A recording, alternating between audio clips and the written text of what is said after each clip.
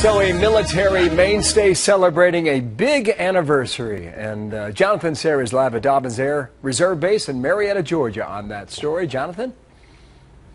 Hi, Bill. 60th anniversary for the C-130. You know, this aircraft sees everything from war zones to flying through the eye of hurricanes. It can carry heavy loads and yet land in tight spaces, areas as small as an aircraft carrier. This aircraft is highly versatile. From combat in Vietnam to this month's humanitarian airdrops to Iraqi refugees, the C-130 Hercules remains a workhorse for the U.S. military. This aircraft on display at Little Rock Air Force Base was the last C-130 out of Saigon as it fell to communist forces in 1975. 452 people packed into that single plane, including a 24-year-old from the South Vietnamese Air Force.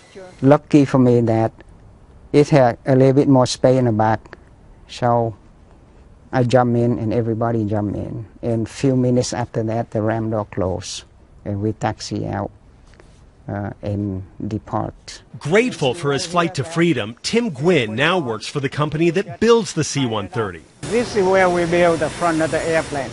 The Lockheed Martin engineer leads the development of defensive systems for the C-130, protecting the aircraft that once protected him. I feel attached to the airplane. I feel this is a magnificent machine. And the sound of the engine, the look at the airplane, it will be in my mind forever.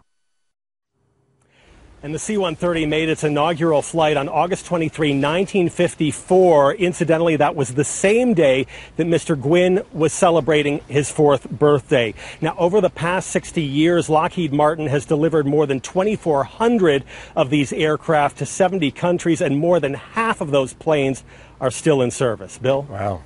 Workhorse indeed. Fits the definition. Jonathan Sayre, thank you. Live in Georgia on that story for us. Martha.